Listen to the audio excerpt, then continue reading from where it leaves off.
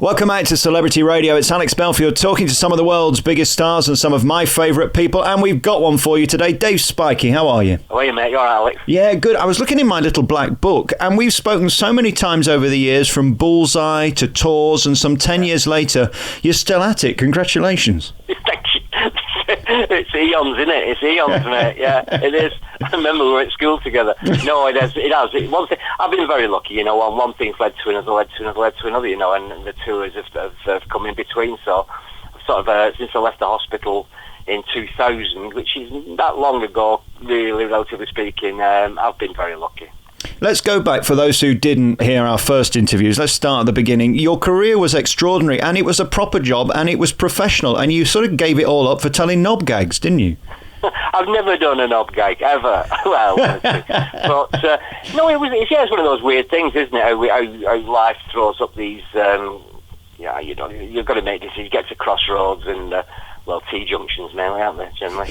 And you've got to make one choice or another, and you suddenly find yourself at this destination where your last decision is, do I stay in this profession of, I was a biomedical scientist, I was in charge of the haematology lab at the local hospital, or do I go out and support Jack D and Lee Evans and Max Boys and Cannonball and all these inquiries I was getting in, you know, and but then I met Peter, and then that was the sort of that lit the blue touch paper and stand back, because Phoenix Nights took off, and there wasn't much of a decision to be made, really. You really were the big star of that show after Peter. I mean, he turned you into a legend with Jerry, and you must be grateful for that. Well, I am, but you know, there were 3 writers on it, and we all brought an equal amount to the table, and I'd grown up in those clubs, and you know, when we got down to writing Jerry, I'd seen so many Jerrys. I'd seen not particularly like compers, but you know, git vox as they call them, you know, guitar vocalists and comedians and comedy singers, and so he was a composite of all these people I'd met. So I sort of really knew Jerry, and a few of the other characters. It was, as I say, we came up with a character, and then we all went, oh, I know a bloke like that, and everybody had an input to it, and we sort of challenged each other to go on, you make him funnier, you make him bigger, you make him better on every character. Like, my favourite character that Neil built on quite a lot was Archie Kelly's character, you know, Kenny Senior. Yeah. Who's just a pathological liar. And we all know something like that. I think that's the beauty of the series, in a way, that, you know, you identify with them, because it was based initially on, well, my idea was a guy who used to come in our pub, who we used to call MFI, because he was only marginally fucking interesting. And but the sad thing about these people is they tell you these lies in order to impress and in order to convince you that it really happened when you know it didn't. But the sad thing is that you think they believe in themselves as well. That's the thing. So he came to the pub one night and he said, "Oh, what a day I've had." Don't ask why. Well, he said, "Cardiac arrest." Who? Me? What? So what you've been to cardiology? You've been to accident situation? No time for that. No time for that. I was ironing. I was watching Loose Women, and I was ironing, and I knew all the symptoms because I watch Aldi. I got the pain in the chest, got the tightness, I got the pins and needles in the hand. I thought, that's it. That's me done. What am I going to do? I've got 3 minutes. That's all you've got. 3 minutes. No time to make it to the phone. So we're all sat like mouths open, ready to drink like that. And he's like, yeah. So what did you do? Well, what could I do? I ripped the wires out of the iron on my chest. Just got it going again. And apply to Mr. Murray when you're ready. Post stretch. And so Neil knew a lot of bloke like that who went in this pub who said he was a member of the Triads and all that, and then Peter knew somebody, whatever. And so every character was an amalgam of all our ideas and challenges to each other. What worries me, though, Dave, is I've done the clubs lately, and there are still these people around, and there are still those acts that you feature on the show in a comedy way, doing it for real. And you worry sometimes that you might be one of them. It's a very difficult job, isn't it, to work it all out? It is really, you know, especially when you're so familiar with those clubs as well. But one of the nice things is, and as you said, they're not as many anyway, half as many as they were. But I can go anywhere in the country and people will say to me, "You've got Jerry Sinclair, you based him on this compare, haven't you?" Here. Because he is him. Yeah. Which is very gratifying. You've done the job right, haven't you? Because you've nailed it. And but everybody, actually Kelly, you know, young Kenny and all those people that, by imposter, people think you're based in on some club owner down the, what is it, the lakeside, and big club down there. And all. We didn't base them on anybody in particular, but it's nice to think that people think we did. It's amazing as well. One night I did a British Legion and they said, if you could do half an hour, we're going to be back on with the bingo and we don't want to be late. And I think I went a minute over. They switched the entire power off on the PA system and the lights, and 5 and 4, 54. They won't wait, will they? No. Well, I tell two stories that people think are written, and they're not. They actually happened to me. Where in my early days, when there were no real, were limited on opportunities for what we hate tags in comedy, like the alternative scene. So I was doing the Lucky Men's and dying on my backside in half of them, But the compers keeps coming on and going, sort of have a minute silence for one of the members, just though he died, he's been a good servant to this club, Tommy, and people shouting out to me, oh, go on, Tommy, go on, son, and all minute silence, but anyway, here you go, Dave Spikey. You've got to walk on to that, Yeah. And I did an Australian theme night. I might have told you this story before. One of the very first things, and it was in Golka, which is near Huddersfield. And they'd really gone to town. I think it was like 4X. It was Castlemaine 4X, and so it was cheap lager, so it's packed. It's Yorkshire. It's a Thursday night, And they've made an effort. There's didgeridoos and there's hats with corks on, and, there's the Australian flags and all that. And Comper went on and said, right, ladies and gentlemen, we're ready for your next time, your next turn here. I don't know why they boot me for it, unless they thought it was Dave Skippy, maybe I did dyslexic concert secretary. And he looked down for it, and there's a boomerang. And he said, hey, lads, you think after all this it'll come back? And the bloke at the bar said, if it hits me, it fucking will.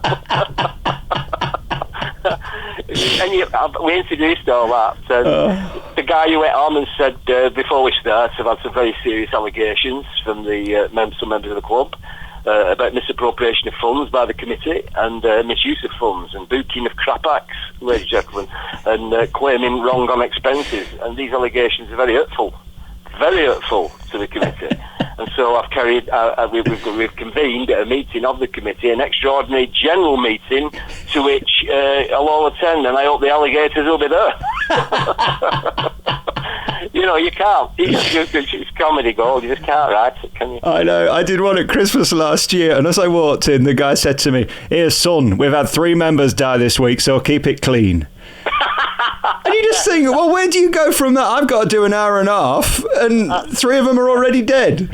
Criteria, it's that, yeah, I know. Jesus. The other one I got was, we've had a complaint from the members of the committee and also from many of you that the acts we've been getting are substandard, and we have because of the recession, we have cut back, and we've been using the different agents for our acts. Anyway, I'll have you know that we listen to you, and we have. From next week, we're gonna, you know what's coming on. We're gonna reinstate the services of our former concert secretary. But in the meantime, you can't have any sense of pride about yourself whatsoever. I think that's what's so brilliant about Phoenix Nights is I think those in the South think that it's some figment of the imagination. To people like you and me, it's our reality. Oh, it's reality. It's what we grew up with. I mean, the number of social clubs when I was growing up as a kid that my dad used to take me in when I first started drinking, and half a mile for 11 pence or something, old pence, and seeing all these people and being absorbed into that world, it is a wonderful world. It's a community centre, really, it's where everybody goes to get together, and there's still plenty of them, I mean, but when I was growing up, you had a Ukrainian club, Polish club, you had, British Legion, like you say, Commie Club, Liberal Club, Labour Club, all on the same road, and all doing well, because after work, they all wanted to go in there and just relax, Dave, I love you very much, and because your act is so real and it's so refreshing. It seems like a lot of people are trying to be smart-asses on stage now and they refuse to do jokes and punchlines. I love the fact that you have your audience in the palm of your hand within minutes, and that's because of these clubs and years of doing it. And you're back on tour next year with the Punchline, so that's great. That means there's going to be jokes. Well, it does. I got the idea, as we've spoken so many times, I always need a theme to hang the tour on, really. And I got to thinking and got to noticing, and why I just noticed, but that's how it works, isn't it? That when people go out for a night out, or just in a local pub midweek, or there's groups of people, 2s, 3s, 4s, 5s, it doesn't matter, it's out in a restaurant, they will end up laughing It's something in our nature that we will always end up laughing. And when the people start laughing, there's something else in our competitive edge that wants us to better that laugh. So you start getting a competition. And I suddenly started thinking, well, actually, those are punchlines. We're creating punchlines. We provided our own stories. It might be what happened to us on the market, something we saw on the television, what we read in the paper. And we're telling that story, which is essentially the structure of a joke. And then somebody's coming in from left field, punch, with the punchline. And so I thought, that's a nice idea. What if I examine all the different areas that it's a very broad canvas, really. And I can get in some classic gags. And the premise of the show is that I show... pre-show and during the interval on a big screen on the stage a series of punchlines. There's about 8, maybe 8, 9, 10, it depends how the things are going, and I just project them, and that my premise is that I can go on in the second half of the show and I can do the joke or the story to that punchline and still get a big laugh from it. And it works for all sorts of reasons that I sort of go into, in the way that the comedian's art provides him with an armory of like wordplay, misdirection, mispronunciation, you name it, misunderstandings, whatever. And also the thing is, when you just project it, the person reads it in their way, not necessarily in the way I'm going to deliver that punchline, Yeah. And it's a brilliant thing, because there is a theory that because your brain is a pattern-making machine in a way, once you've made that story, so you've done the setup, you've done the story, you've done the punchline, whether it be a real story or a joke, so that you've not that pattern has been made then. So when you start that story again, the brain jumps across to the conclusion, and you don't get a laugh because you know that story. The whole theory of a punchline is it surprises you. So it's a shock, it's a surprise. But I'm trying to dispel that because I'm giving them these punchlines and then doing the joke, and it is working perfectly. Wow, that's interesting. It's a bit like Penn and Teller when they tell you how they do the trick before they do it, but you still love it anyway. Yeah, and along the way we talk about people, the way we talk, and the way that punchlines naturally occur in punchlines, and in newspaper headlines. We've spoken before again about I'm a massive fan of newspaper headlines, but essentially again, the headline is a punchline because we've got the story, we've got the synopsis, so you've got the setup, and the journalist has then got to attract your attention by putting a punchline, effectively, by drawing your attention to that story. Yeah. And obviously the red tops, they're the sun and the star, and they're the ones who are adept at that, doing that sort of thing, just to highlight the story. Yeah. And then there are other little stories that just demand a punchline, that the story's there. And the one I use on tour, well, I use several, but the one I start that little section with is from the Hartlepool Mail, and it's from this year. And it's a little tiny story, it's a lovely story, and the headline is something like, police board ship and arrest drunken disorderly sailor. And it's 2 paragraphs, and it said, Cleveland police joined with the harbour police to board a ship in Seal Sound Harbour in Hartlepool and arrest a drunken disorderly sailor at 4 a.m. yesterday morning. And you just think, well, what are they going to do with the drunken sailor that early in the morning? And then I've got my song lyrics again. I do all my I love that, a complete brand new section, because again, a lyric, a song. It's genius. The Desiree stuff you did last time, stunning. Yeah, that's the only one I've kept from the old one, and then just to illustrate the point about these stories that just demand, as I say, demand punchlines, or demand deeper analysis of the story, not to bring out the comedy in the middle. So it's a 2-hour show, and jokes, yes, maybe about 10 in the 2 hours, but to prove a point. Yeah. But the rest of it is just the structure, and it's the structure of the joke, I suppose, and the funny story. But it's what you define as a joke. You're a funny guy. It sounds like you're doing jokes even when you're not, because you're just naturally funny. Yeah. I wonder, when you did the clubs, whether you had sort of 10 in the back of your head that when you were dying on your ass you could pull out that were always guaranteed to get laughs, or didn't it work like that? Yes, it did work like that, yeah. You do a routine, and it's so unpredictable, isn't it? You can be going really well, you can get them straight from the beginning, and they're all enthusiastic, and you think, well, if you like that, you'll like this, by nothing, and then you try a bit more, and you've got a little routine about your granddad, and it's not going, so and then you need a saver, so you pull out your repertoire something that you can really vaguely link, very tenuously link to that routine and go, talking to nuns. But yes, you've got to have that. You've got to have that armoury of it. But I guess so these days, sort of punchlines and jokes and zingers are almost redundant. When you pick up the papers and look at what's going on today with Black Friday and the way people are behaving, almost you don't need jokes anymore. It writes itself, doesn't it? I can't believe what I'm seeing on Facebook and Twitter and YouTube today. It's extraordinary. The human race, the British race, it is. I do a little thing again about you open the paper and you've got these, is it April Fool's Day? Do people really behave like this? Yes. It does. How much do you want a 42-inch plasma screen TV that you're going to run over people in the car park, you're going to push through the doors and stampede over people, and then you're going to put it on top of your child in the back of the car? It is unbelievable. That's you see, you just embellish the stories not to make me laugh there with the towel on the back seat of the car. It's perfect. No, there's a picture. I'm not making this up. On the Mail Online right now, there is a child with a 42-inch plasma screen TV sat on its knee.